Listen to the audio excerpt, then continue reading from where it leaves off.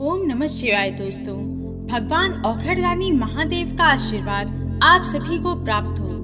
दोस्तों, रोज कुछ नया सीखने के लिए चैनल को सब्सक्राइब करें और बेल आइकन पर क्लिक कर दें। अगर आप महादेव के सच्चे भक्त हैं और अपने जीवन में उनकी कृपा दृष्टि पाना चाहते हैं तो कमेंट बॉक्स में ओम नमः शिवाय लिखकर ही इस वीडियो की शुरुआत करें। हमारा उद्देश्य है कि सबका कल्याण हो। आप भी हमारे उद्देश्य में हमारा साथ दीजिए और इस वीडियो को अपने फेसबुक और व्हाट्सएप ग्रुप पर जरूर शेयर करिए। दोस्तों, सावन का पवित्र महीना शुरू हो चुका है। ये पूरा महीना मर्यादा और भक्ति का होता है। सावन के पूरे महीने पर भगवान शिव का नियंत्रण होता है। ऐसा माना जाता है कि सावन के महीने में पूजा पाठ करने से भगवान शिव बहुत प्रसन्न होते हैं। सावन का महीना भगवान शिव का प्रिय महीना है। इससे संबंधित सभी पौराणिक कथाएं और धार्मिक मान्यताएं भी हैं। इसलिए कहा जाता है कि जन साधारण लोग किसी महीने में संयम और नियम का पालन करें ना करें, लेकिन सावन के महीने में संयम और नियम का पालन अवश्य करते हैं। सावन के महीने का विशेष महत्व कुछ इस तरह से है कि सावन के महीने में ही समुद्र मंथन हुआ था। सावन के महीने में ही माता लक्ष्मी की उत्पत्ति हुई थी और माता लक्ष्मी को धन की देवी का दर्जा भी सावन के महीने में ही प्राप्त हुआ था। सावन के महीने में भगवान शिव भूलोक पर आ जाते हैं और भूलोक पर जिनके घर में यथावत शिवलिंग होती है उनके घर भगवान आंशिक रूप से जरूर वास करते हैं। इस मास में भगवान विष्णु योग निद्रा में होते हैं, तो सृष्टि का संपूर्ण कार्यभार भगवान शिव पर आ जाता है। दोस्तों, आज की वीडियो में हम आपको बताएंगे कि किस वृक्ष पर कौन सी चूड़ियां बांधें जिससे आप करोड़पति बन जाएंगे और आपकी सारी मनोकामनाएं तुरंत पूर्ण होंगी। आपका आने वाला समय सुगंधों से भरा रहेगा और आपके जीवन की सारी परेशानियां दूर हो जाएंगी। तो जानते हैं उस वृक्ष के बारे में जिसमें आपको इस सावन चूड़ियां बांधनी है। दोस्तों, भगवान शिव को ये 3 वृक्ष अत्यंत प्रिय हैं। इन वृक्षों की पूजा करने से आपको शिव पूजा के समान फल की प्राप्ति होती है। दोस्तों, इन वृक्षों के बारे में शास्त्रों में भी कहा गया है कि मानव जाति के कल्याण के लिए स्वयं भगवान शिव और माता पार्वती इन वृक्षों के रूप में भूलोक पर आए, अर्थात उन्होंने भूलोक पर जन्म लिया। सबसे पहले हम बात करेंगे कि सावन के मास में हरी चूड़ियों का क्या महत्व है। तो आपको बता दें कि हरा रंग सौभाग्य और उल्लास का प्रतीक माना जाता है, जो हमको जल्द ही आनंदित करता है। हरा रंग प्रकृति का स्वरूप माना जाता है। माता पार्वती प्रकृति हैं और भगवान शिव पुरुष माने जाते हैं। सावन में भगवान शिव को चढ़ाए जाने वाले बेलपत्र, धतूरा और दूब हरे रंग का होता है। प्रकृति निर्माण करने वाले शिव जी हरे रंग से जल्दी प्रसन्न हो जाते हैं। सावन में जो स्त्री हरी चूड़ियां पहनती है, हरे रंग के वस्त्र पहनती है, उन्हें अखंड सौभाग्यवती होने का आशीर्वाद मिलता है। इसलिए कहा जाता है कि सारी सुहागिन स्त्री को सावन मास में हरी चूड़ियां अवश्य पहननी चाहिए। सावन के महीने में जो माताएं बहनें भगवान शिव की आराधना करती हैं, उनकी पूजा करती हैं, उन्हें हरे रंग का वस्त्र धारण करना चाहिए। सावन में लाल रंग के वस्त्रों को भूलकर भी धारण नहीं करना चाहिए। तो दोस्तों, अब बात करते हैं सावन के सोमवार की।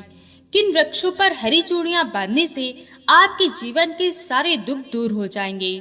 जीवन में चल रही सारी समस्याएं स्वयं ही समाप्त हो जाएंगी।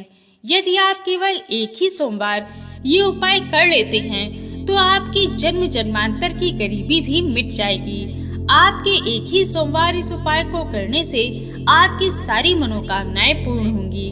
तो आइए जानते हैं उन वृक्षों के बारे में। सबसे पहला वृक्ष है बेल का वृक्ष। स्कंद पुराण में स्पष्ट रूप से लिखा हुआ है कि बेल का वृक्ष माता पार्वती के पसीने से उत्पन्न हुआ है। जब माता पार्वती का पसीना मंदराचल पर्वत पर गिरा तो उसने बेल के वृक्ष का स्वरूप ले लिया। माना जाता है कि बेल के वृक्ष के दर्शन कर लेने मात्र से व्यक्ति के पाप मिट जाते हैं। यदि आप उस वृक्ष को स्पर्श कर लेते हैं तो आपकी सारी समस्याएं दूर हो जाती हैं। यदि आप भगवान शिव को बहुत जल्दी प्रसन्न करना चाहते हैं लेकिन बेलपत्र नहीं चढ़ाते तो भगवान शिव आपसे प्रसन्न नहीं होते। पूरे सावन में बेल की जड़ पर ब्रह्मा का वास होता है। मध्य स्थान पर भगवान विष्णु तथा संपूर्ण स्थान पर भगवान शिव का वास माना जाता है। ऐसा माना जाता है कि यदि कोई भी साधक पूरे सावन बेल के वृक्ष की पूजा करता है, सुबह या संध्या के समय बेल के वृक्ष के पास घी का दीपक जलाता है, तो उसे तीर्थ यात्रा के समान पुण्य की प्राप्ति होती है। समस्त तीर्थ सावन के महीने में बेल की जड़ में वास करते हैं। यदि सावन के किसी भी सोमवार के दिन बेल वृक्ष की जड़ में अगर आप कच्चा दूध चढ़ाते हैं तो आपके जीवन के सारे कष्ट और परेशानियां दूर होती हैं। तो सावन के किसी भी सोमवार के दिन संध्या बेला में बेल के वृक्ष में एक जोड़ी हरी चूड़ियां जरूर बांधें। संध्या बेला में इसलिए ऐसा करने को कहा जा रहा है क्योंकि संध्या को ही प्रदोष काल कहा जाता है। यदि प्रदोष काल के समय भगवान शिव की पूजा की जाए तो पूजा के प्रभाव बढ़ जाते हैं। इससे मनोकामना की जल्दी पूर्ति होती है, आपके मन की सारी कामनाएं सिद्ध होती हैं। संध्या काल में पूजन करने से आपको 1000 गुना फल की प्राप्ति होती है। इसलिए इसी समय एक घी का दीपक जरूर जलाएं और हरी चूड़ियां बेल के वृक्ष पर जरूर बांधें। सावन के एक ही सोमवार इस उपाय को करने से आपकी सारी इच्छाएं पूर्ण होंगी। जब आप सावन में भगवान शिव को बेल का पत्ता चढ़ाते हैं तो कम से कम 5 पत्तों पर सफेद चंदन से श्री राम लिखकर उन्हें जरूर चढ़ाएं। इससे भगवान भोलेनाथ जल्दी प्रसन्न होते हैं। अब बात करते हैं शमी के वृक्ष की। इस वृक्ष को अर्धनारीश्वर का स्वरूप कहा जाता है, इसलिए शमी के वृक्ष को उमा महेश्वर वृक्ष भी कहा जाता है। इस वृक्ष पर माता पार्वती और भगवान शिव का वास होता है। सावन के मास में गोधूली बेला पर यानी कि प्रदोष काल में इस वृक्ष को छूने से सारे पाप, दोष, कष्ट और सारी परेशानियां दूर हो जाती हैं, समाप्त हो जाती हैं।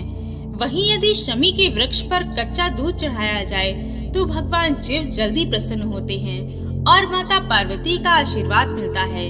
धार्मिक मान्यता के अनुसार प्रभु श्री राम ने लंका पर आक्रमण करने से पहले शमी के वृक्ष की पूजा की थी और अपने दिव्य हथियार भी इसी वृक्ष पर छुपा कर रखे थे।